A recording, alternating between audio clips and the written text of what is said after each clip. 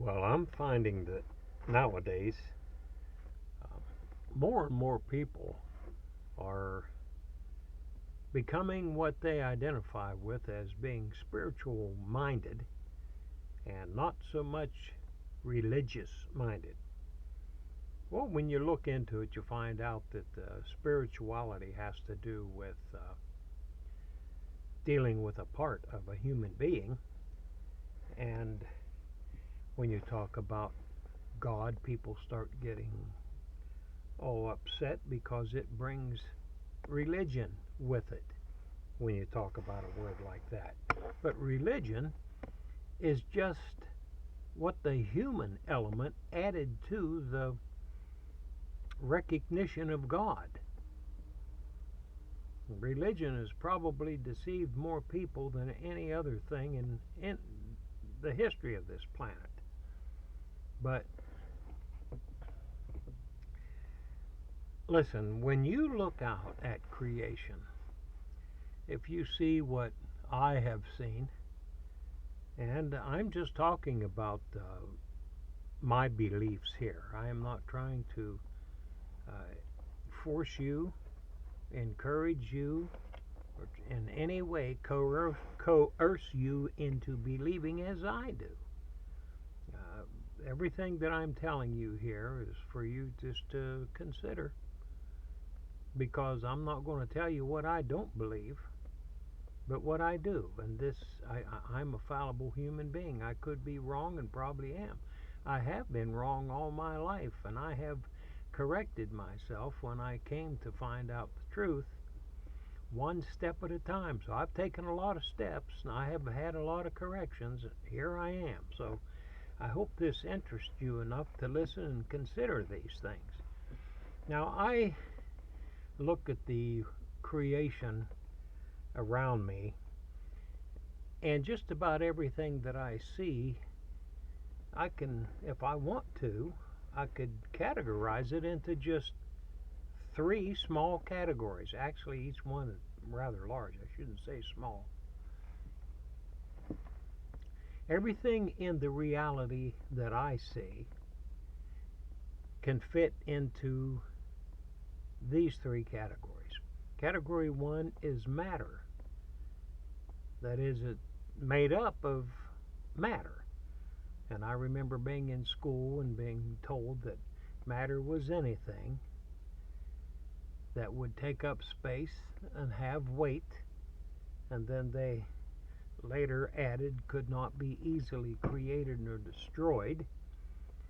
So that's one category. And then the other category would be energy. Now, most energy is invisible, and that's why people really don't believe in spirit beings. A lot of people don't, because they are beings that have a conscious mind, but their body that they inhabit is an energy body. Now, the law of one refers to it as a light body, and the Holy Bible refers to it as a celestial body, but it's just making a distinction between the material body and the energy body.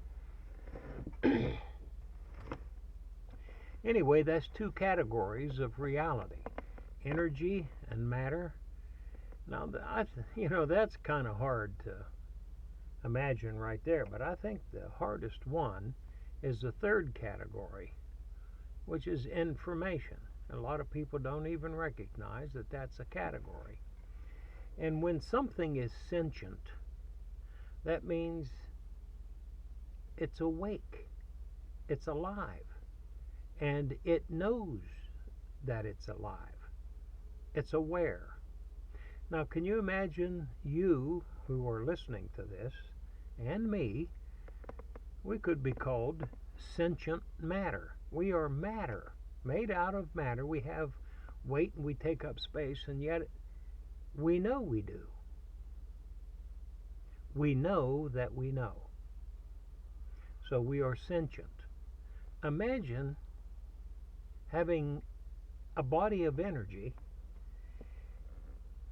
and being sentient. Imagine electricity that could talk to you. or heat waves that could cause things to be done because they wanted to.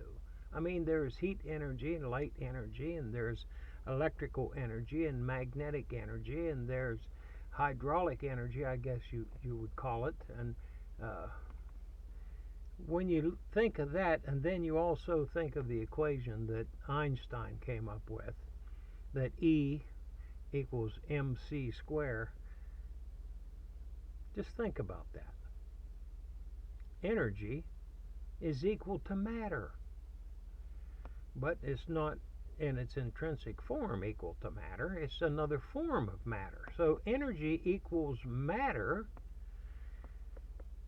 but there's that c square, and that constant is the speed of light. So imagine that. So what he's saying here is that, well, you and I both know that ice cubes and water are two forms of the same thing. Now, the difference between them happens to be the amount of heat. But when you look at energy and matter, well, they're the two forms of the same thing, and the difference between them is the speed that it is going or moving or vibrating a frequency. So when you get to be ascended so high into the different frequencies that is connected and related with consciousness, your body would just disappear. In other words, it would become energy and cease being matter. Now that's what Christ did in the upper chamber there when he scared the socks off of a couple people when he just suddenly appeared in a room beside him. By raising his own vibration, he could disappear. By slowing it down, he was there with them. And he always was there with them. They just couldn't see him. But anyway, matter and energy are related, two forms of the same thing. And then how they are different is when you add in the variable of speed. When you add in the variable of heat with water and ice, you see the difference between the two there. So I think everything in creation can be put into two categories or three categories, and the one is information. Now let me give you an idea about that. Now, God is the totality of information. God has a mind. God is sentient. God can be material. God can be energy. But he is sentient information also. He is the lawgiver. Now we'll get into that later. There's physical laws that affect everything that's closely associated with us in this life, in this third dimension or third density world we find ourselves in now. And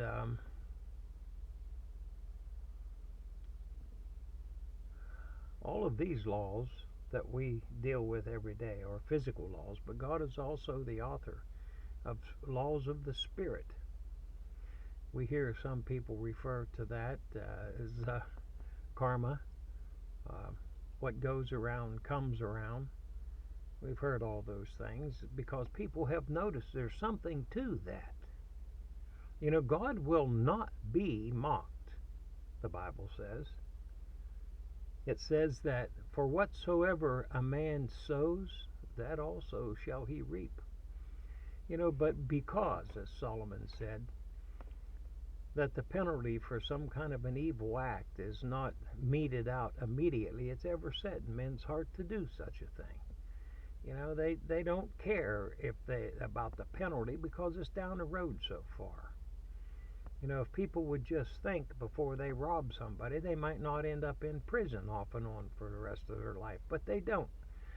Anyway, take a look at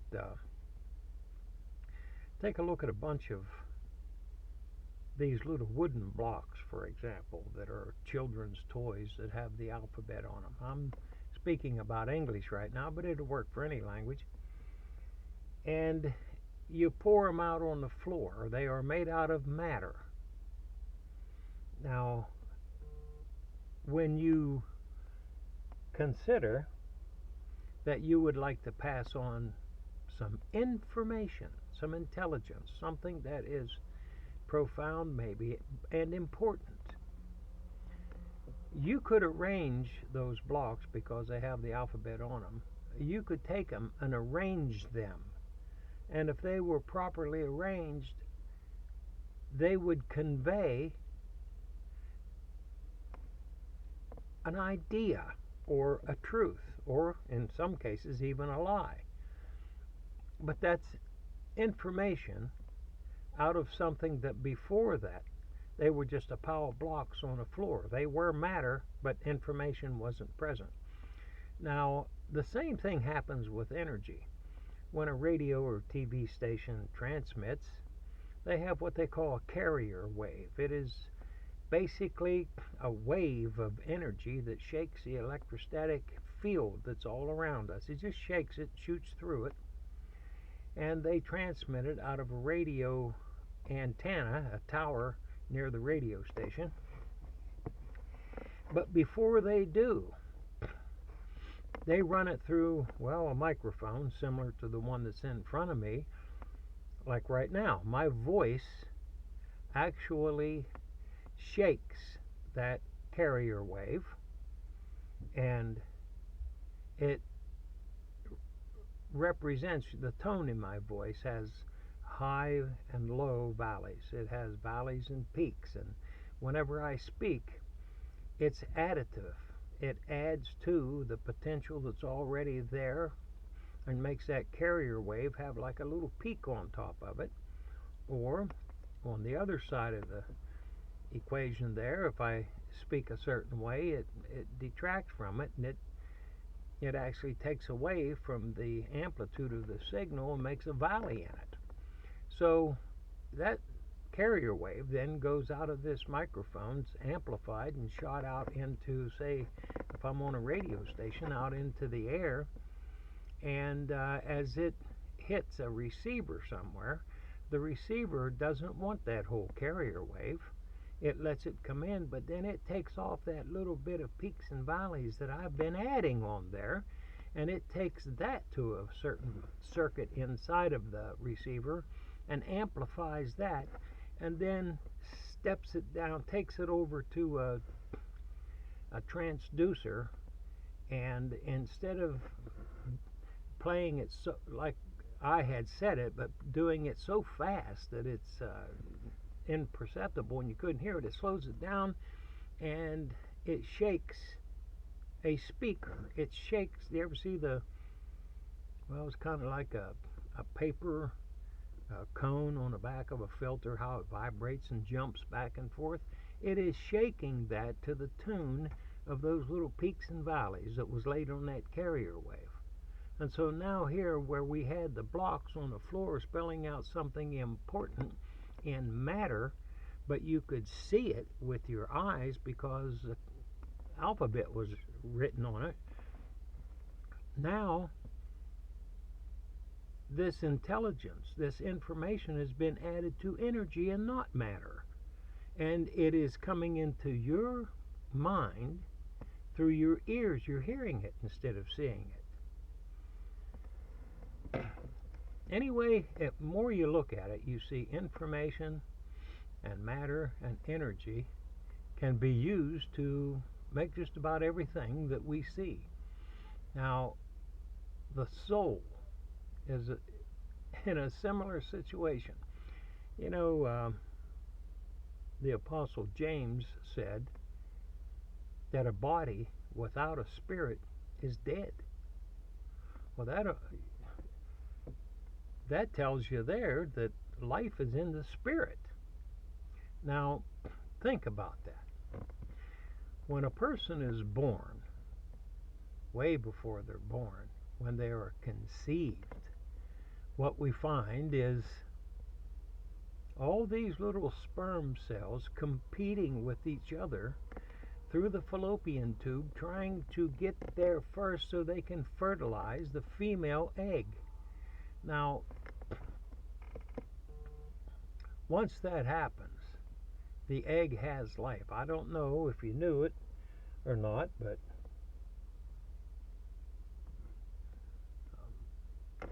I got to pause this, I'm sorry, for just a second. Good morning. I hope everyone listening has a good day today. It's a little overcast here in southwestern Pennsylvania this morning. Excuse me. I'm trying a new microphone out today. The other one was causing a lot of problems with crackling sounds in the background. So I'm looking into the subject of the conscious soul today. This is part 2. When a person has proven to himself that a certain thing is true, then obvious changes, usually start to take shape in the way that person lives.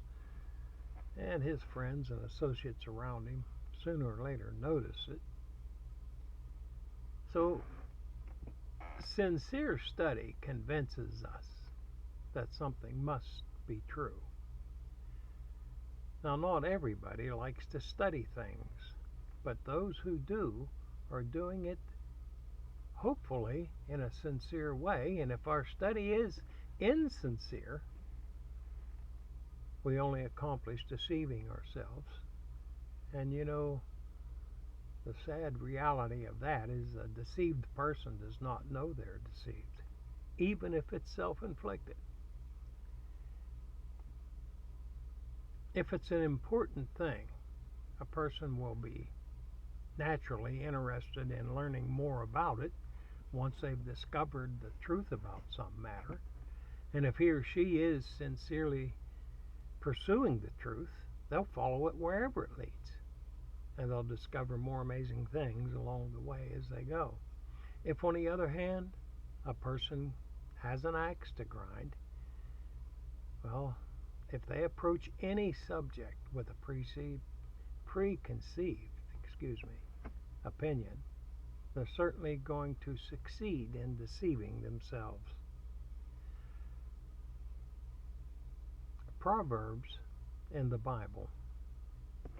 Proverbs 18, that's chapter 18, verse 13 in the Douay Rhymes Bible, reads this way: He that answers before he hears shows himself to be a fool, and worthy of his confusion.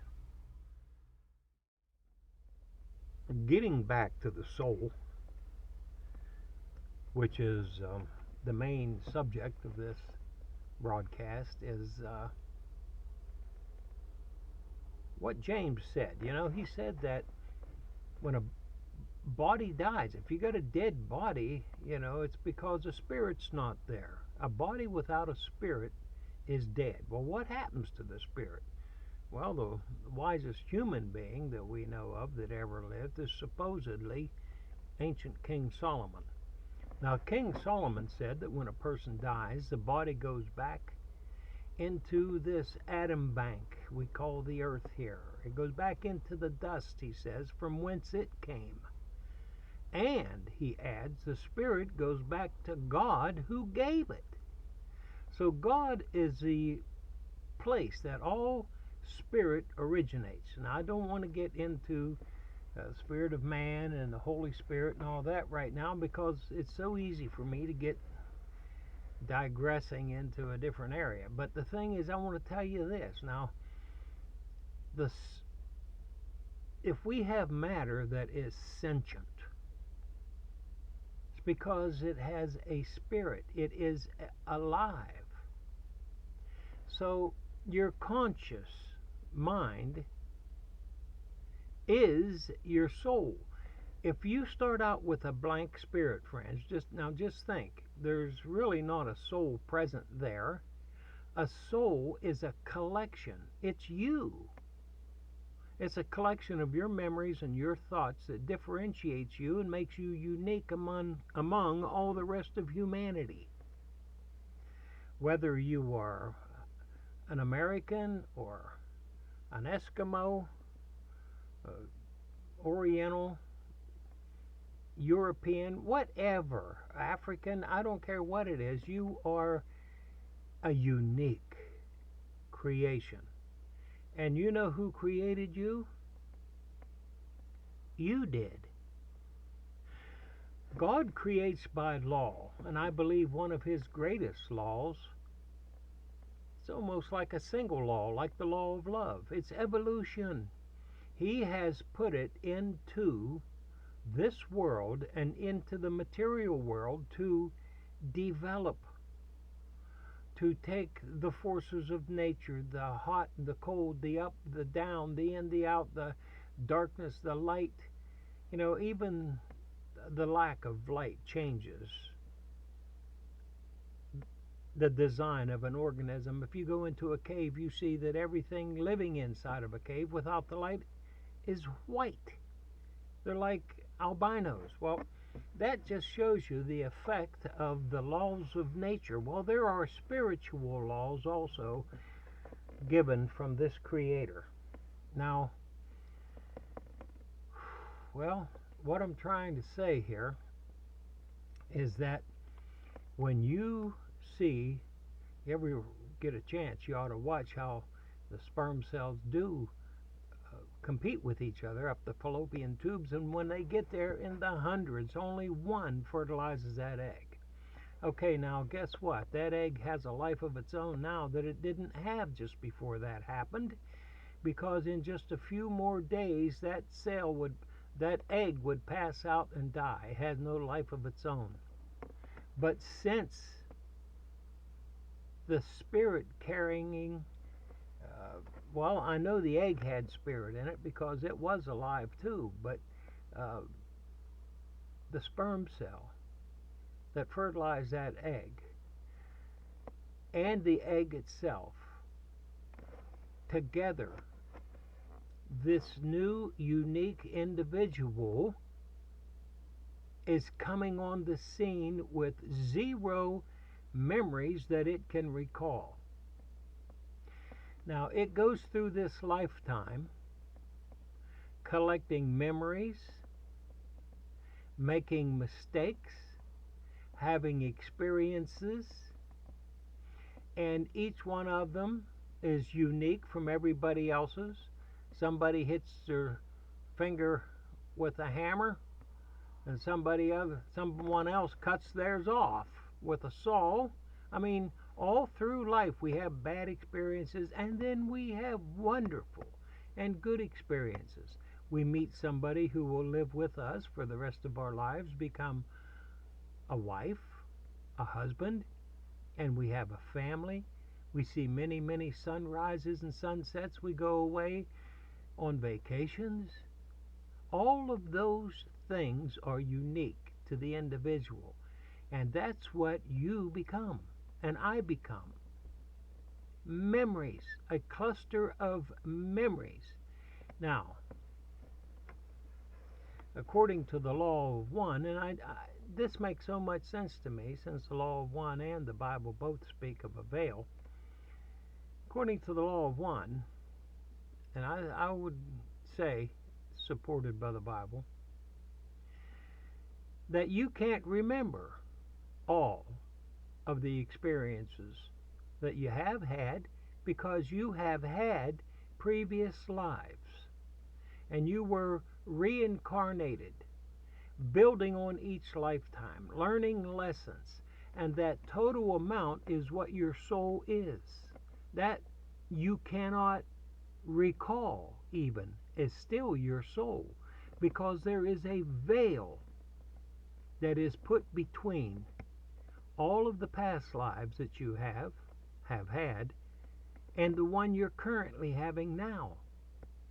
You got to learn lessons because the program here is to ascend, to be welcomed into the universal family.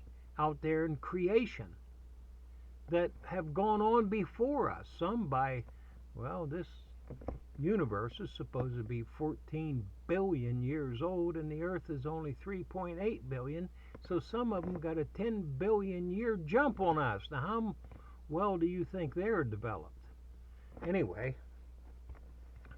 we need to learn to live by the principles of the infinite God, the infinite Creator, the lawgiver.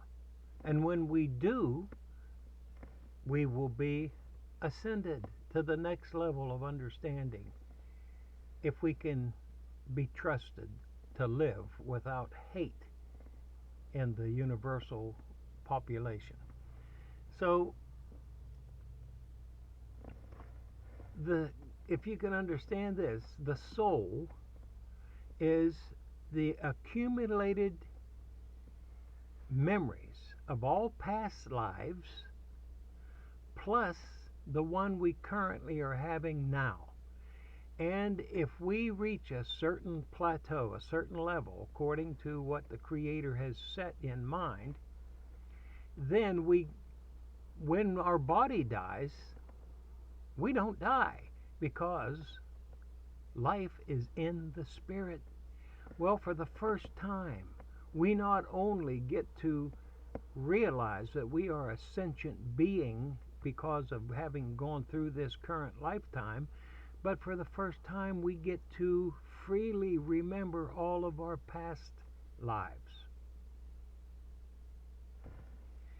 That is the soul, the complete compound of memories that we have brought together.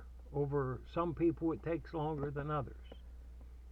You know, one day, the one that we've learned to call Jesus Christ was walking through one of the streets there in the Holy Land, and he had been talking to his disciples, and as he walked along, he taught them many things and camped out with them at night. And they were walking along, and this one looked down and saw a blind person, and it sparked a curiosity in his mind. And as they walked past this blind person, he looked back at him, and he looked up ahead to Christ, and he walked up beside him, and he said, "Teacher, who sinned, this man or his parents, that he should be born blind?" Now think about that question. If the man sinned and he was born, he would have to be sinning before he was born to be born that way. Well, that's just one of the few places in the Bible that it speaks about reincarnation. And I don't know why everyone thinks they have to believe in one or the other, either reincarnation or resurrection. Well, listen, reincarnation makes a lot of sense when it's understood, and I'll have to address that in another program. But there was a fellow one time that asked this Hindu man, I can't remember exactly how it went, but it's worth listening to anyway. He said, I just can't understand how you people believe in reincarnation. How incredible is it that you would continue showing up in this life over and over? And when he finally got done with his opinion and talking, the man from India said, well, I think it's really incredible that I showed up the first time. And it is incredible. It is really incredible what we got laying in store ahead for us. Okay, folks, we've come to the end of the program right now, so I'll see you, or I'll speak with you next time. Good day. Yes, he would have to be sinning before.